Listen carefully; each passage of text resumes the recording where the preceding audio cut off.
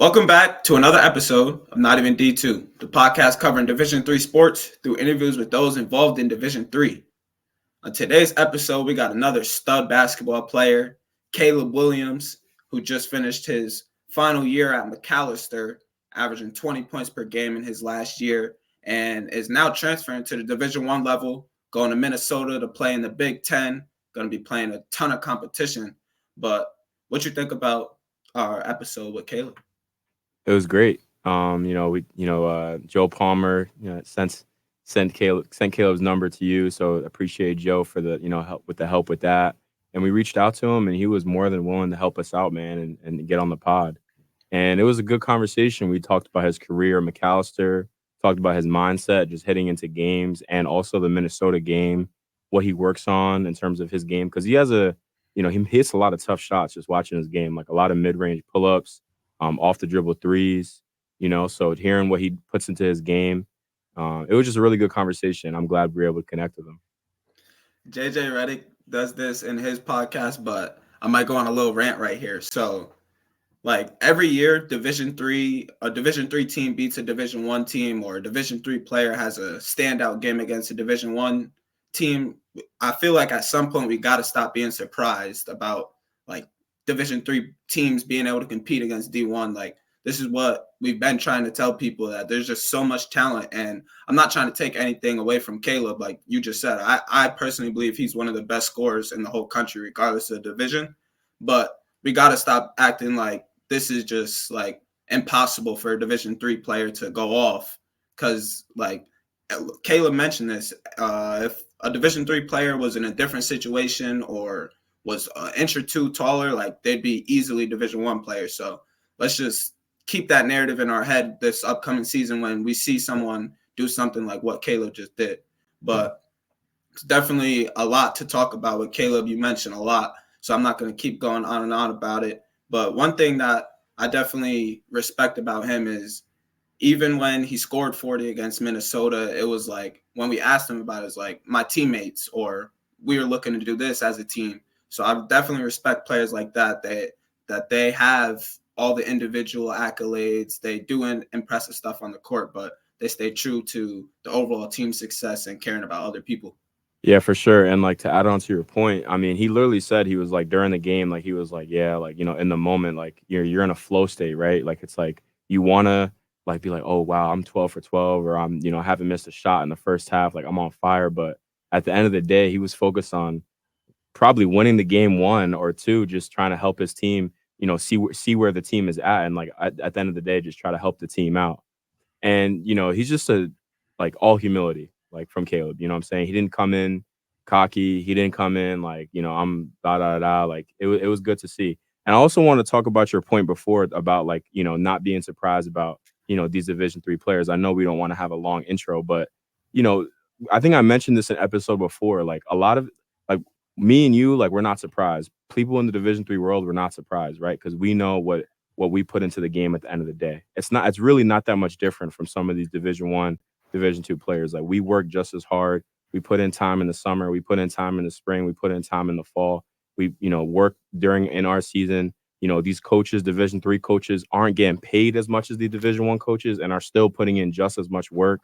So we all know this is like part of the game. And we all know we could play up to these expectations, and you're 100% right, KJ. We can't act surprised when stuff like this happens. Yeah.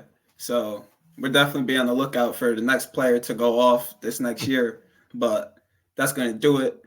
We hope that you enjoy this episode with Caleb, and let's get into the conversation.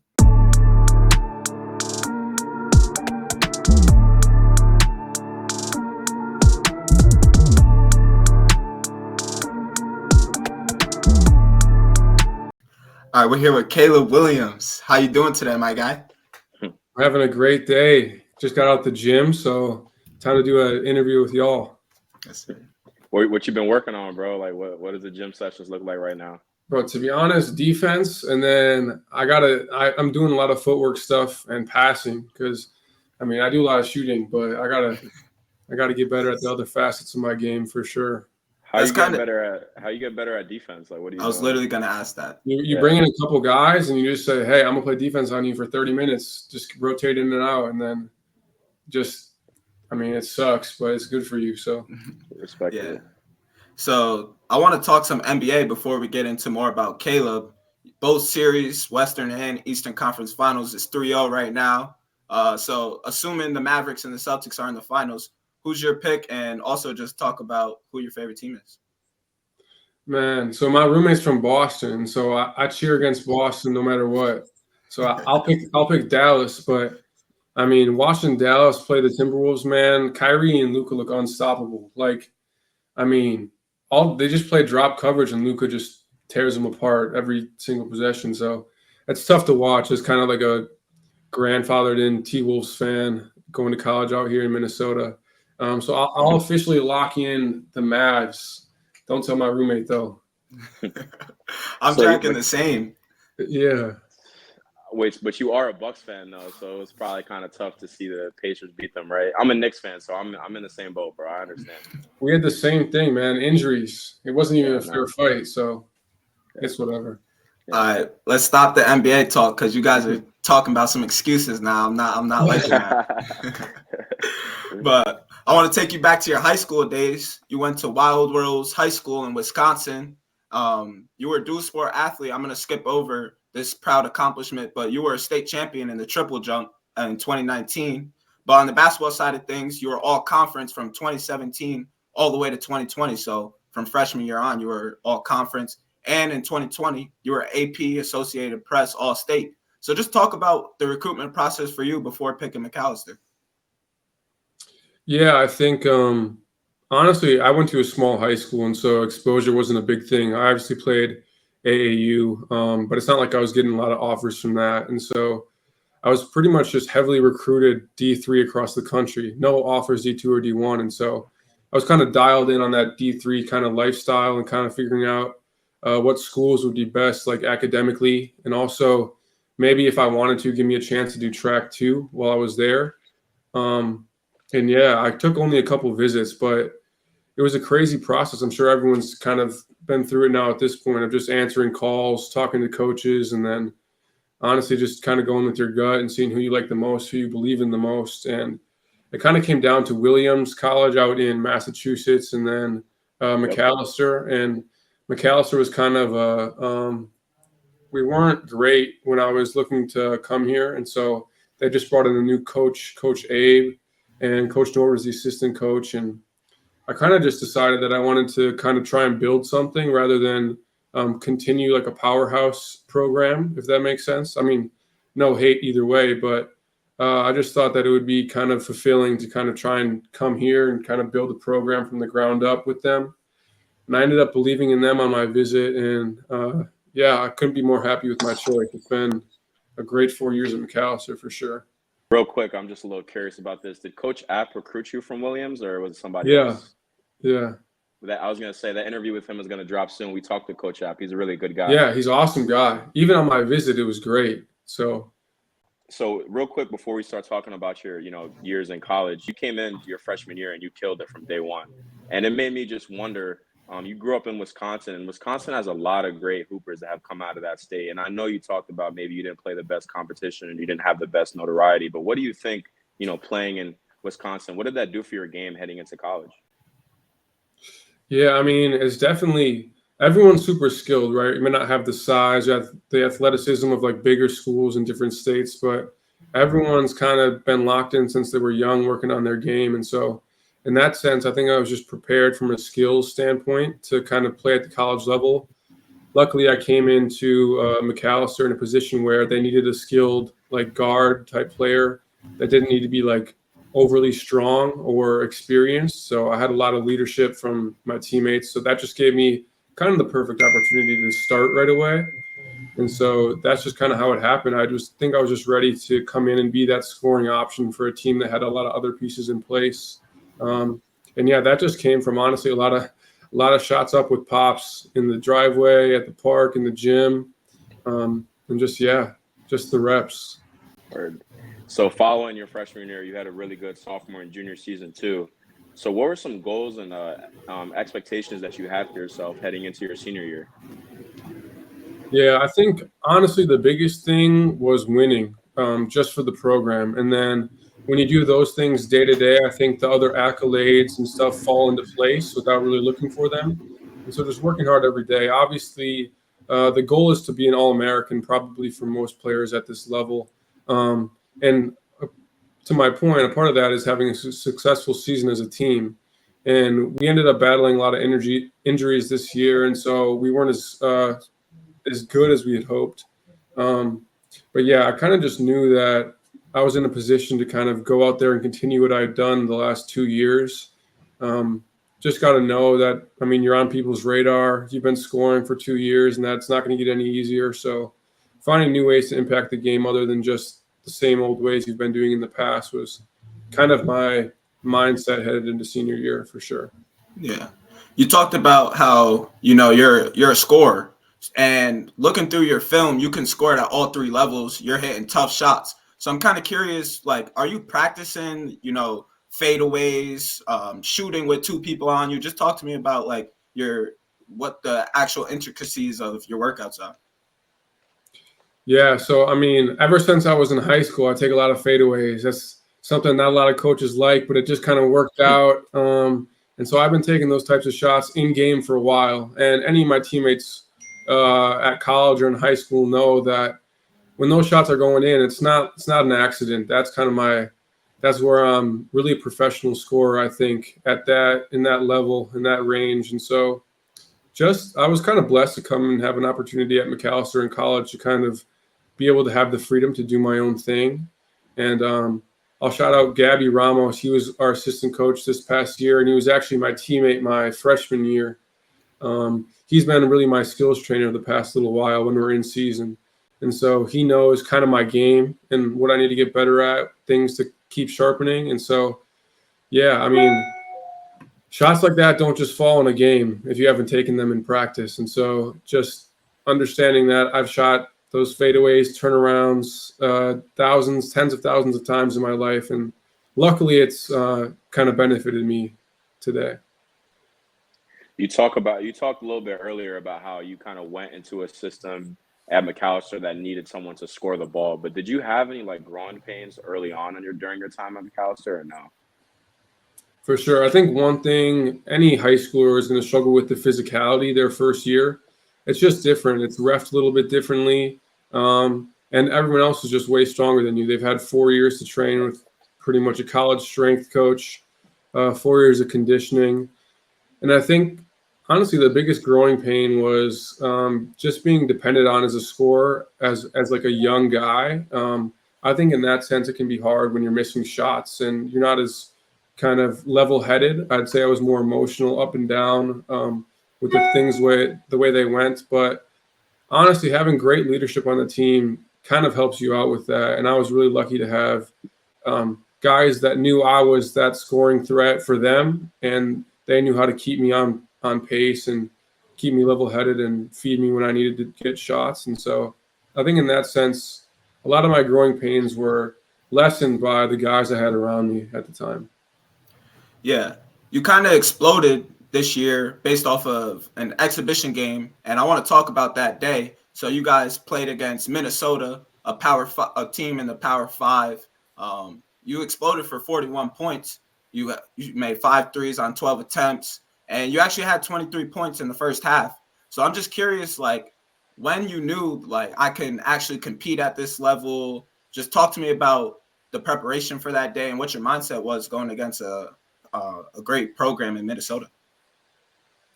Yeah, I think I was just really excited. When preparation meets opportunity, some crazy things can happen, I think. And I always just felt like I was in a good position to kind of make the most of that moment.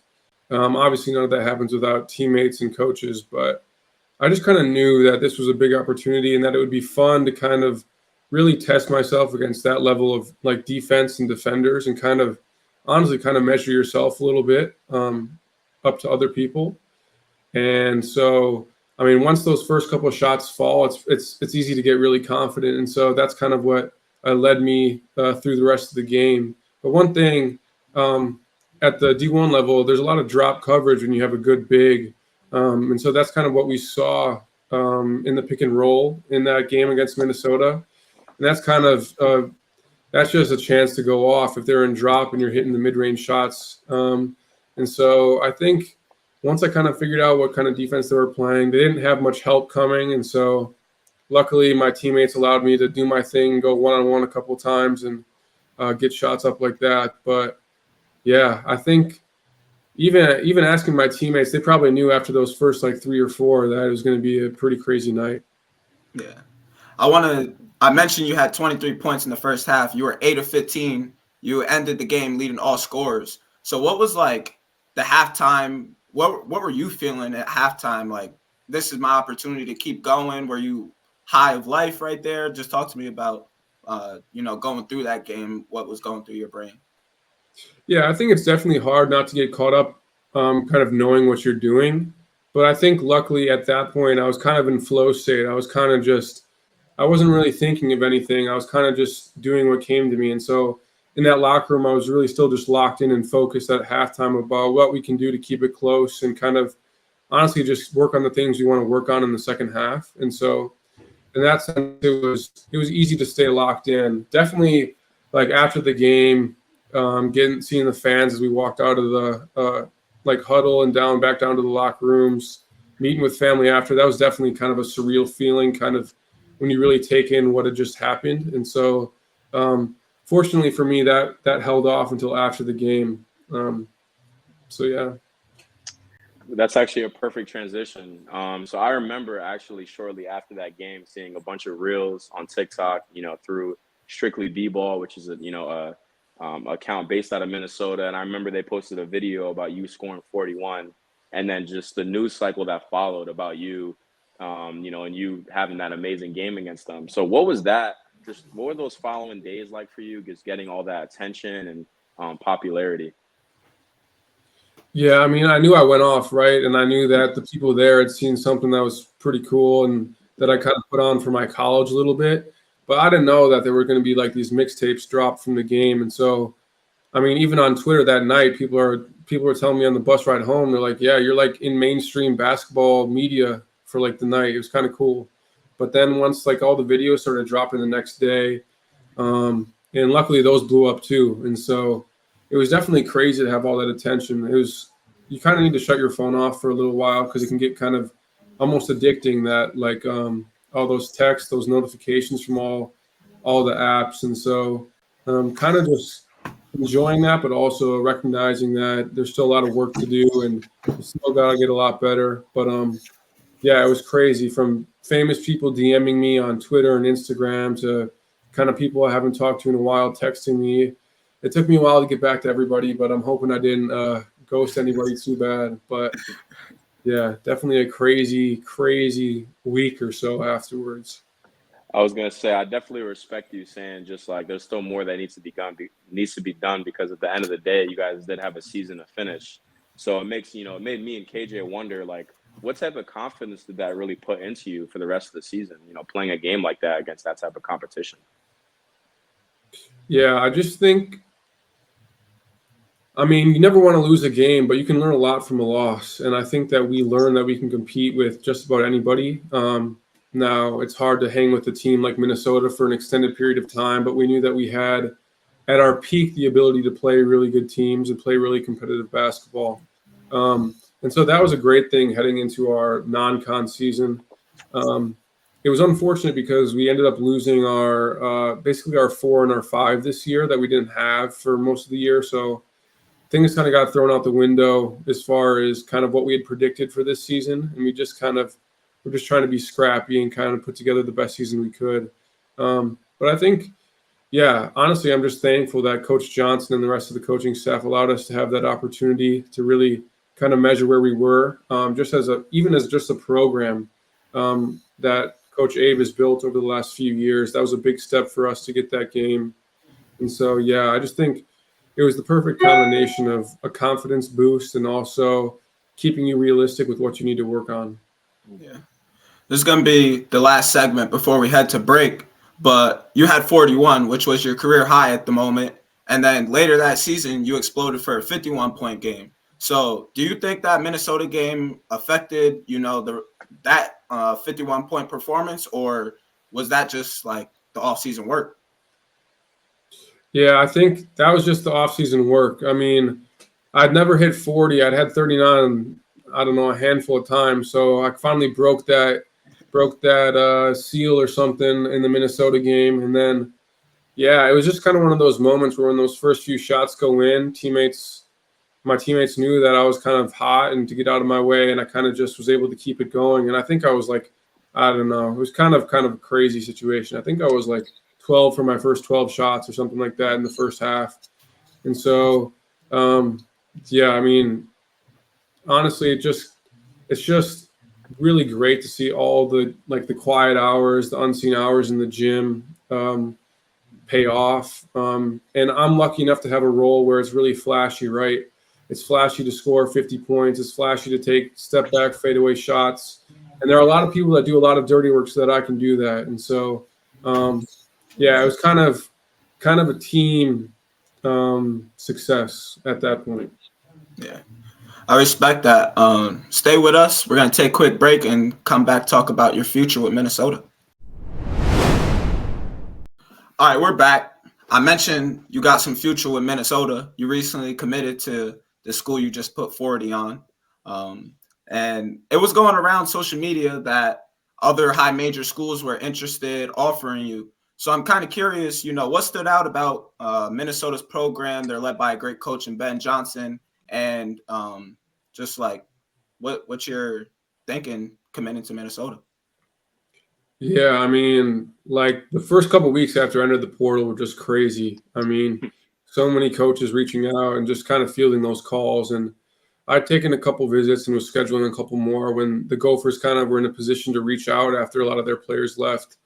And so I was excited when I wasn't expecting necessarily to hear from them, but I was excited when I did, just because, I mean, having lived, 5 miles away for the last 4 years, it's easy to follow them and be a fan. And it's also a great bonus to kind of still be in the area. I know a lot of people have a lot of connections, still being able to be a part of Macalester basketball potentially. Those are all just huge positive notes for being, local still. And when I took my visit to Minnesota and I got to talk with everybody that's a part of the program, everyone was great. And it's really easy to make a decision when your gut's kind of following your head too, when everything feels right. And I just thought Coach Johnson and the rest of the coaching staff, even the training staff, they were all just great people and really down to earth, and really just sounded like they were trying to put the team in the best position to win. And so that's something I respected. And I kind of told myself it was going to be a crazy time in the portal, and that it was going to be hard to kind of filter out who was really interested, who was just talking to talk. But I kind of knew I wanted to take the best opportunity. And I just think that I love this state. I think it's a basketball state, and I just think it's a great opportunity to kind of play at the highest level that I can, which isn't something that I've been able to do up until this point in my career. And so I just thought that, I don't know, it only took a couple of days after my visit to kind of feel at ease and at home thinking about it. And so just a combination of all those things made it an exciting choice for me to make. Yeah. The Division 3 to Division 1 jump, it's not as common as someone just transferring D1 to D1. So if they have a reputation, it's easy for a coach to just trust them. So are you talking to Coach Johnson or any of the coaching staff about a potential role you may have within the team? Yeah, it's kind of hard with everyone that's left and then bringing in a whole, 4 or 5 new players. And so I think this summer we'll really kind of see how we fit together and figure out what those roles might possibly be. Not that they'll be set in stone.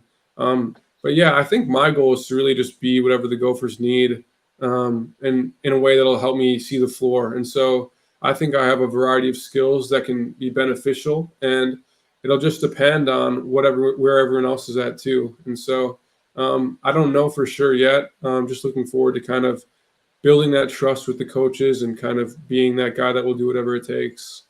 Nothing against the MIAC, a great Division 3 conference, but it's clearly not the Big Ten. The Big Ten's a Power 5 conference. You're going to be playing teams like Purdue, Illinois, Michigan State, and Indiana, all great programs. So what is your mindset and expectation / goals going into this year? Yeah, I mean, it's definitely a big jump. And I don't blame kind of the doubters or the haters for having stuff to say. It's not something many people do. But I just think with these resources, I'll be able to get so much better, so much stronger, and really be a new person after a couple of months.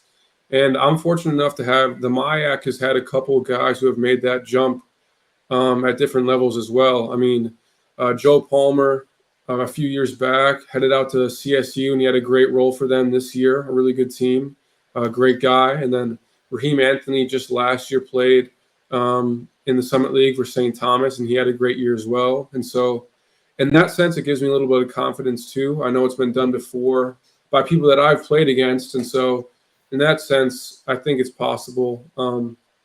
But yeah, it's going to be crazy. I'm most excited to really see all those gymnasiums and stadiums that I've seen on TV growing up, watching the Big Ten, like going to Assembly or even just going out to Michigan State. It'll be pretty crazy. Have you reached out to any of those guys just about, to give them or to hear any like their pieces of advice for you heading into this year or no? Yeah, I've talked with both of them a little bit, just through messages on either social media or just texts, and they've both been really helpful. I mean, I didn't necessarily like playing against them at the time, but they seem like great people off the floor. And they've been really helpful, and they've given me advice without really holding back anything. So in that sense, it's been helpful. They kind of guided my mentality through this next year. And yeah, they deserve, I mean, endless shout outs because they really were some of the guys that kept the conference going as far as having that respect among D3 schools. So, yeah. No, definitely shout out Joe Palmer, definitely friend of the show. He's a great guy. Big things coming.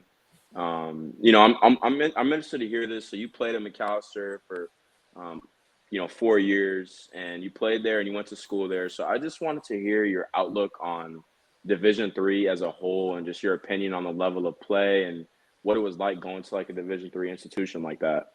I mean, yeah, it's obviously easy for you to feel like you're under recruited. I mean, a huge number of guys across the country in high school right now, especially with the transfer portal, feel like they're not getting the opportunities that they can. I mean, I definitely always thought I could go D1, but that just is not how it works. And at the end of the day, it's really about going somewhere where you can play good basketball and where you're going to have an environment and a group of people that make it worth it. And there's good basketball everywhere, right? You might go to a D2 or D1 school and never play ever. And so it's also important to keep that in mind. There should be no bashing of D3 basketball. It's definitely legit.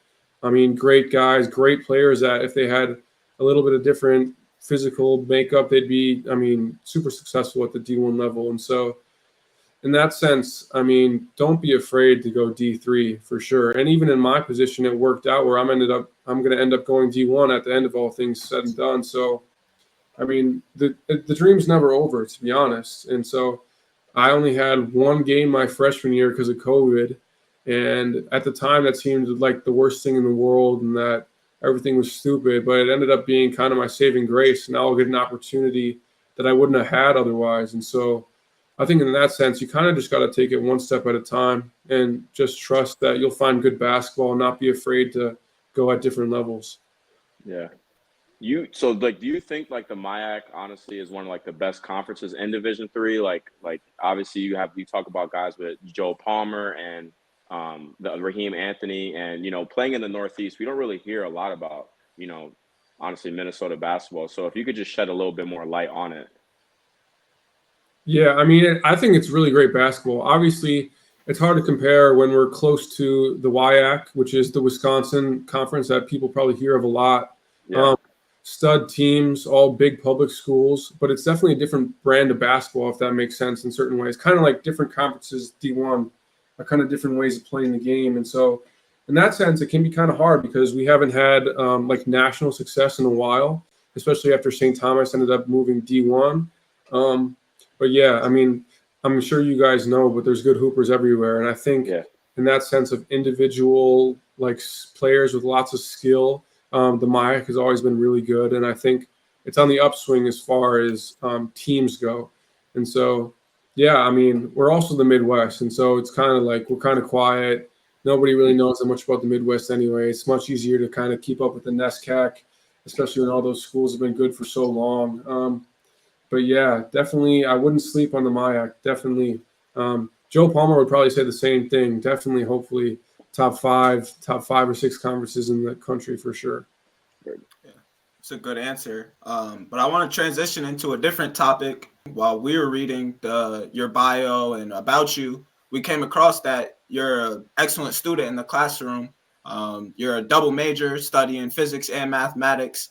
You finished your career with a 3.94 GPA, and you were the first ever academic All-American at Macalester program history. So just talk about, why you take school so serious and what you're looking to do with your education. Yeah, I think it can kind of be related to the thing I said about basketball earlier, where if you just really work hard and focus on the day-to-day things, the accolades and the good things fall into place at the end. And I just kind of took the approach where I was going to work hard at school every day and kind of take that challenge on myself to kind of be a good student. And at the end of the day, it all worked out. And it's nice to have those nice accomplishments that have a ring to them at the end. But yeah, I ended up doing physics and math just because I was kind of interested in like engineering and stuff, but they didn't have that program here, and that was kind of the closest thing.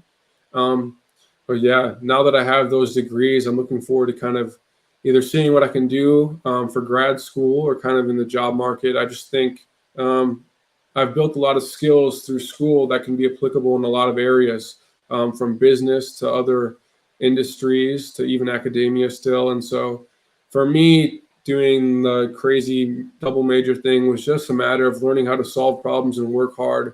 Two things that I think will translate pretty well to my work life eventually one day. And so that was kind of just the mindset.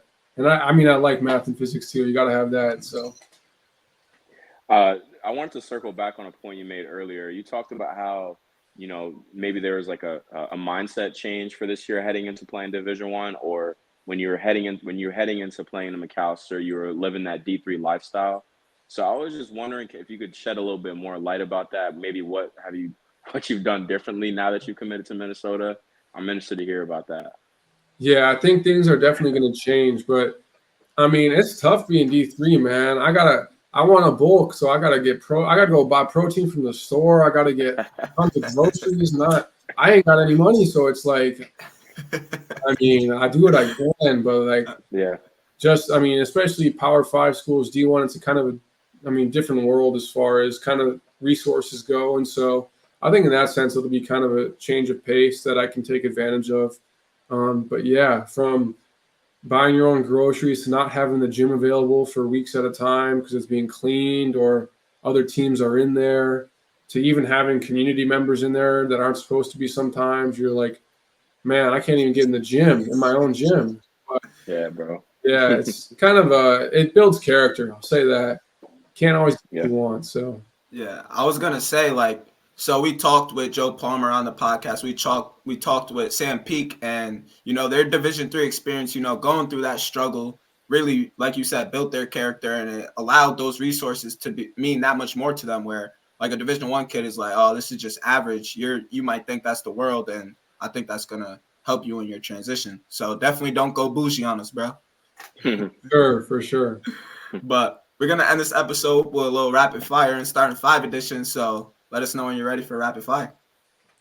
All right, let's go. I don't even know how I'm gonna answer, but we'll go live. All right. So you mentioned this earlier, bro. You talked about the arenas in the Big Ten. So we got to hear a final answer on this. What is the one arena that you're looking forward to playing in this season? I mean, other than the barn, I would say my two big ones are probably Assembly Hall in Indiana, and then I grew up going to the Kohl Center to watch the Badgers play. So Wisconsin. 2 away games will be the biggest kind of full circle moments for me. Best player that you played against during your time at Macalester? Both Raheem and Joe were both really tough, kind of in their own ways. Okay. I mean, Joe is he was stronger than everybody, and he could shoot. He could do it all. I don't know if I could pick between those two, honestly. Raheem was just also so much more athletic than all of us. It was like kind of night and day. He looked like a man amongst boys, but I'll put those two as a tie: Raheem Anthony and Joe Palmer for sure. Okay. And then last rapid fire question. This is kind of putting you on the spot too, but top 3 Wisconsin Hoopers that maybe you played against, or you could do all time if you want.